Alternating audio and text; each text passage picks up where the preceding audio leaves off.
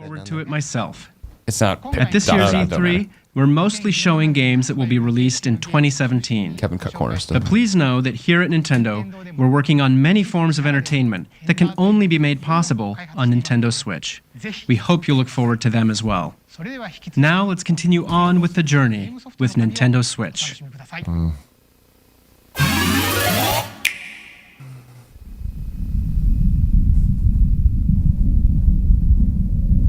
No. No. Don't touch me. It's not happening. Starfield? I think I might need the notebook again here, Andy. Fucking shit! I don't believe anybody anymore.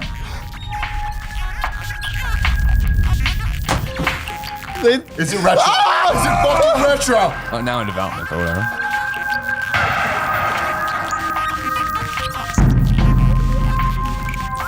It's gotta be retro. They just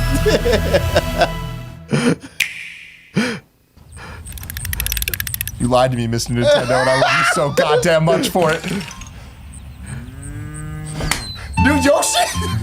I am beyond shocked. I cannot believe that we just got that presentation. I cannot believe that Nintendo delivered in a way that I didn't even think possible from them. This was so above and beyond what they even could have done. Because, of course, Metroid. Now, let's get the haters out of the way here. Sure, it is just a title, like a logo. There's nothing else there.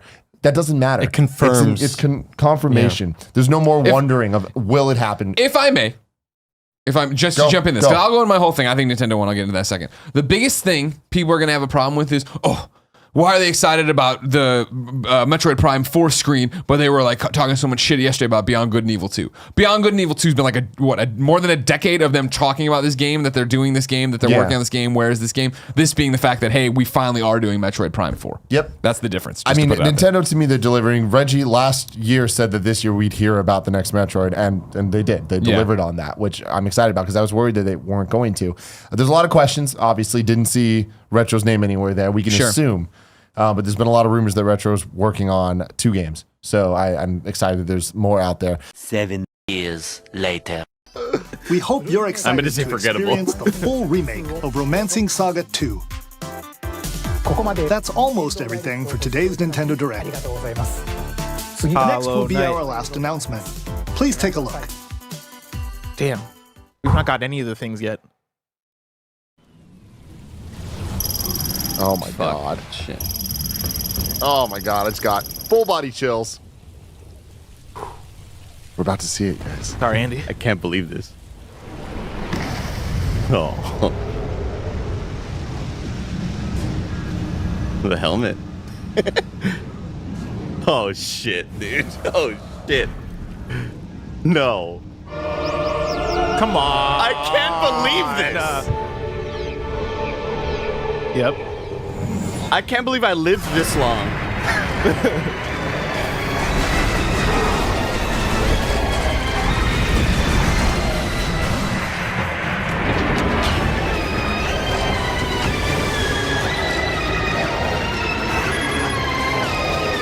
Going back to the well. Come on. If it ain't broke.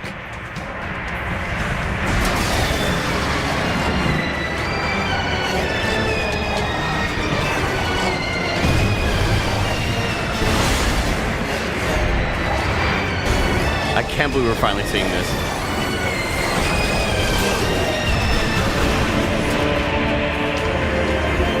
We need Roger to edit 7 years ago. From 3. Silax, I think his name is. Holy shit! Man. Oh my god. Oh! Beyond!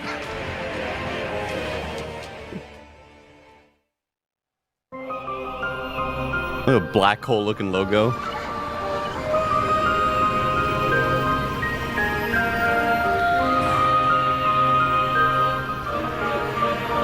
Oh, man. Beyond Fantasy Critic is saved. Let's fucking go.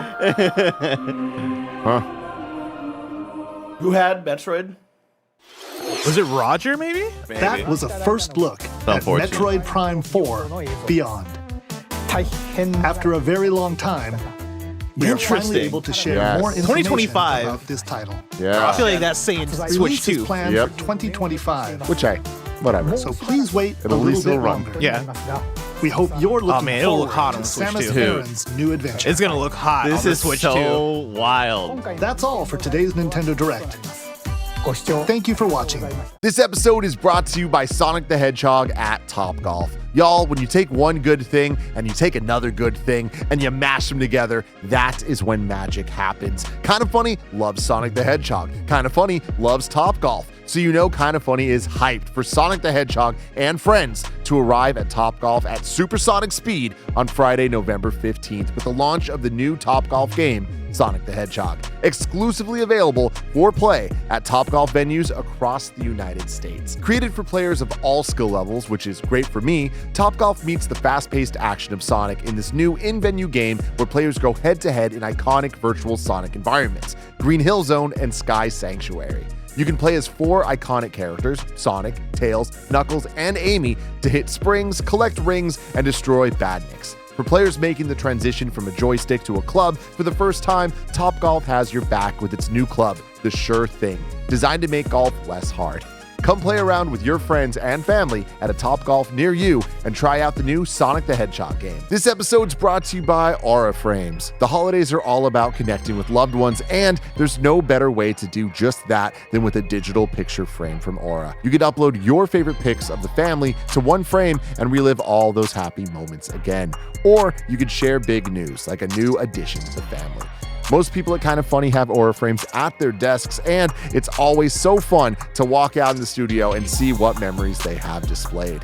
It's a great gift for your parents or grandparents, and you can even surprise them with their gift being preset with your own pictures. And if that's not personal enough, you can even upload a video message to play on the frame as soon as they plug it in. So the first thing they hear is your voice and how much you love them. For a limited time, visit auraframes.com and get $45 off Aura's best-selling Carver Matte frames by using promo code KINDAFUNNY at checkout. That's auraframes.com, promo code KINDAFUNNY. This exclusive Black Friday Cyber Monday deal is their best of the year, so don't miss out. Terms and conditions apply.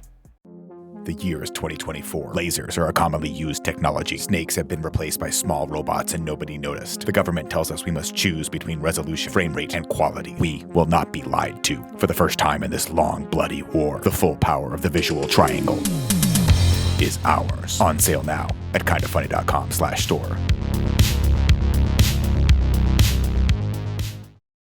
I want everybody to end it all. Metroid Prime 4 Beyond 2025. There's a lot to talk about here. So many different things. The thing I want to start with, though, Roger Percorni, the second this ended, he came in here and he's like, why would they call it 4 and Beyond? Like, why have both? Great call. And I totally agree with that. Because but then But you know why? there's a rational. Why? Because like they want you to know it's 4. But I feel like that's a bad thing. Yeah. For them. Yeah, I think I feel like the right move is for them to pretend it's a new franchise almost. You know? Like it's Metroid, but like 4 implies you need to know 1, 2, and 3. You know what I mean? And 1 is already on the remasters on the Switch, but like there's no way to play 2 and 3 unless they announce that later at some point. But I just think that it's a choice that I think is pretty telling of what this game is. But I also think on the complete opposite devil's advocate side that putting the 4 in there as well, while the drawbacks can be, oh shit, people got to know 1 through 3, and people find out about 1 through 3 and go, oh, these games are insanely highly rated. This is going to be on that level as well. And it's a new game. You don't have the old game is old thing anymore, even though Metroid Prime 1 Remaster came out last year, whatever. The main important takeaway I had was when we get that close-up of Samus, I think of the close-up shots of Samus's suit in any of the Dread cutscenes, and you saw the low pixel texture lines whenever there'd be like an inset in the hardware of like her suit or whatever, and like that I didn't see any of that here, and it just looked really good and clean. Like those lines looked great. It didn't look like we were dealing with super low resolution textures. She looked fantastic there. That's what you think. I mean, it looks fantastic. I'm still thinking about the Metroid Prime 1, 2, 3, then 4 thing of Is this do you think, Tim, that it is a thing of you do need to play 1, 2, and 3 to understand fully what's going on in 4? Maybe that is what they're implying. So Cozy Bear writes in, says Metroid Prime 4. For FYI, the villain in the trailer is Sylux, a rival hunter who was originally teased as this game's villain at the end of Metroid Prime 3 in 2007. This is what I'm saying, where like I'm pretty surprised they're going with like, yeah, this is a sequel. This is a full-on, we're continuing the story and lore of it, which like I get makes sense, but I also just think that with where Nintendo's at, I feel like this is an opportunity for Prime to become a much bigger franchise. And in the same way that Breath of the Wild kind of like was like, yeah, there's games that came before it, but Zelda, and I know Zelda's different than Metroid, and so far everything's kind of been in one canon, but it hasn't all been great. Metroid Other M exists, and like that's canon to it all too. This could be them creating the hype, because leading into whatever date this releases in 2025, those 2 and 3 remasters will drop, and that's even more sales that you could have to say 4 is coming out. That's going to be a really, really big title. This thing is going to be massive. We are telling you all how important this is right now. Adult gamer with disposable income. 2 and 3 are also coming out. And that bad guy, let's see how this all ties together. I also wonder how much this goes back to our conversation that we're having yesterday during our predictions about how Metroid fits into Nintendo's IP ecosystem, where Metroid just doesn't perform as much as a Mario, Zelda, Kirby, Luigi. Like, you list like all the top Nintendo IP, and like you look at the top selling Metroids, and they just don't perform like that, even though for the hardcore fan base, Metroid is one of the bigger franchises, right? There was a passion and excitement around Metroid. I think maybe the decision was made of, hey, for this one, let's just focus in on the fan base. Like, let's not worry about selling 10 million. Let's not worry about making Metroid Prime into like the big, brand new, like trying to reboot it essentially. Let's look at what we did with Other M, which was like, hey, let's try something different. Let's try something fresh, new. And like how much people hated that. Let's do the opposite. Like, let's focus on the fans and give them exactly what they want, and it'll do what it does. But hopefully maybe that fan base does prop it up and make people go, oh shit, like maybe I'm not a Metroid person, but maybe I do got to play Metroid Prime 4. And that's exactly it. Yeah. I wanted to be clear. I personally am incredibly excited about this. I kind of feel like it might be the wrong call in terms of trying to make Metroid a bigger franchise than it is. I also just think that maybe they tried that and it wasn't working out, and that's why development restarted, and they're like, you know what? Let's not overcomplicate this. Metroid is what it is, and on the Switch, it can be more than it's ever been, as proven by Metroid Dread being such a high-selling game for the Metroid franchise, right? I feel like this is going to outsell that, just because of the style of game that it is. But I also think, looking at this, the things that get me excited, I don't think are going to blow the minds of modern gamers out there, because it looks like Metroid Prime. It looks like you're scanning things.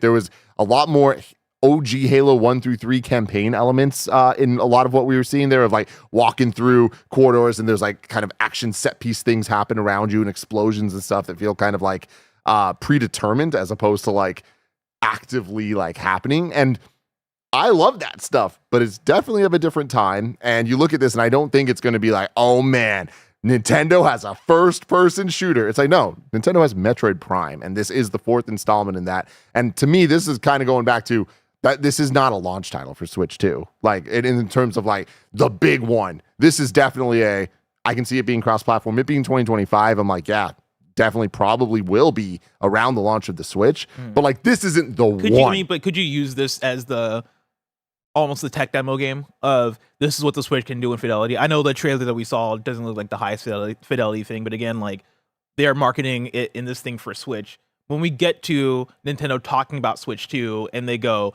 hey, this is what Metroid Prime 4 can do on the Switch 2, this is what it looks like, I feel like that could show, at least for a certain type of gamer, that can show really well compared to the other things you're going to have, right? Like, Mario, of course, can look graphically really cool, but you can have the cartoony or like the more animated art style, and then have a Metroid Prime 4 beside it and go, here are the two sides of the coin of what you can get out of the fidelity of the Switch 2.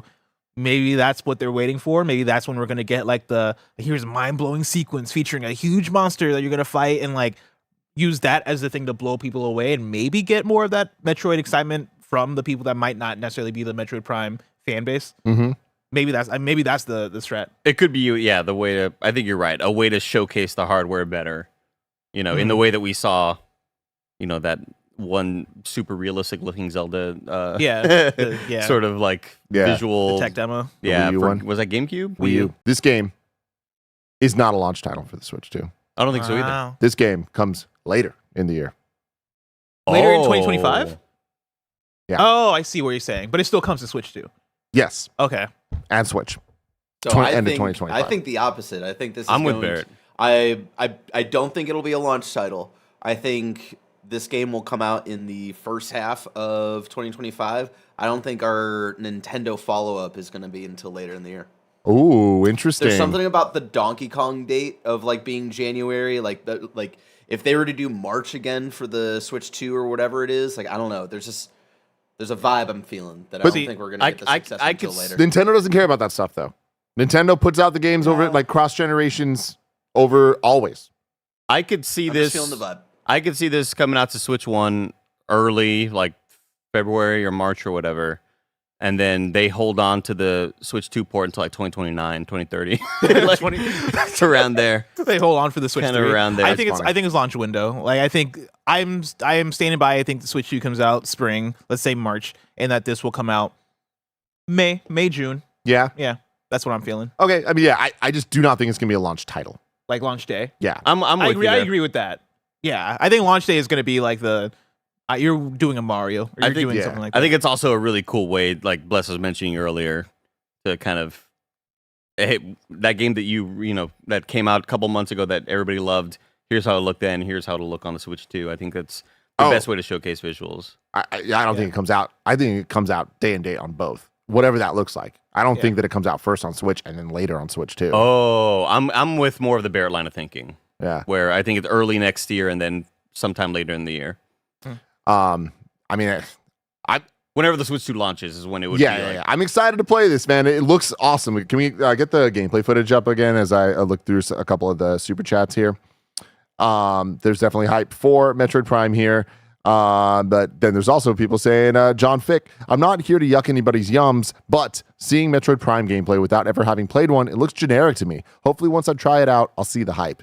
Bless, you just recently played Metroid Prime for the first time. Yeah, which is interesting because when I look at this gameplay, I'm like, yeah, this looks exactly like Metroid Prime, but maybe like a bit more HD, which I'm down for. That excites me. Like I played it just last year, and I fucking love that game. I think that game holds up 1,000%. And so if I'm getting more of that, I'm fine with it. But I can also understand where they're coming from. It's somebody who might not have touched a Metroid and look at this, and you're like, oh, this looks like just an arcade shooter, or this looks like maybe other first-person shooters I've played. I think that's the thing that comes back to the conversation that we're having about the sellability of Metroid. The joy of Metroid comes from the exploration and from the Metroid elements of it, right? Getting a new ability, finding a new path, maybe getting to a boss fight or whatever. But those aren't necessarily the things that as a first-person shooter showing off in a gameplay trailer might make hit for a non-Metroid person, right? It's not Call of Duty where it is, let's walk you through the explosions and the fucking things and the building falling and you're sniping. It's not necessarily that. For me, I look at this trailer and I'm like, oh, I get everything that's going on and this looks fucking rad to me, but I understand where they're coming from. Yeah, I loved your perspective on it earlier when you finally played through that remake. It was like, this is why everybody's so in love with this. This is why everybody's been waiting for part 4. This is why this trilogy is so beloved. Like you saw the light and you understood. I think I described it as like the Tetris effect, where there's this thing when you play Tetris that you will see you'll go through this zone state where you just you're fucking automatically and then all you see is tetrominoes in your sleep, right? There is just this level of obsession that you build in your brain. I had that with Metroid, where when I'm not playing Metroid, I am thinking about navigating the Metroid map. When I am playing Metroid, I am in a zone state where I'm just fucking in it. And yeah, that's where for me, that's where I was like, oh, I get it now. But it's hard to sell to somebody if you're looking at it as a first-person shooter. I think you have to look at it. Not. Yeah, you have to look at it more as just you're a shooting Metroid in game. first person, but it's a 3D Metroidvania. Yeah, you're not aiming for headshots, and you are strategically trying to avoid enemies, and kind of this isn't based on accuracy or anything like that. It's all you snap onto the enemies. It's the memorization of every room. You kind of you kind of have a feel for where the exits are, where the things are that your new ability will use. You memorize all this shit as you're playing, and that is the game. That's where the fun comes in, and that's not something that you can illustrate through a trailer. Even for me, I've not played 2 and 3, and so I don't know how much more cutscene heavy it is, or how much more cinematic heavy it gets a little bit more. There's more characters in 3 specifically. Yeah. But not much more. And like, I don't think people are gonna get lost in the lore. Of any of this and like stuff. I don't even think you can use that stuff to advertise it as much, right? Like they showed a little bit, but it's like you can't really go that hard. I feel like with Metroid Prime 4, as far as like putting that stuff front and center, because there's only so much of it to go around. Yeah, I forgot, Andy. Have you played Prime? No, that was the one that I was like waiting to hopefully get to by the end of last year, and I just ran out of time because I wanted to play it for like GOTY discussions because I had played the Dead Space 1 remake for the first time. Like I'd never experienced Dead Space before, and that was my first time playing it. And it's one that I again had on the back. I bought that like it was, Nintendo always infamously will send one code to reviewers, and I was like, I want to buy this. I want to get to it. I never did. Yeah, I mean, obviously.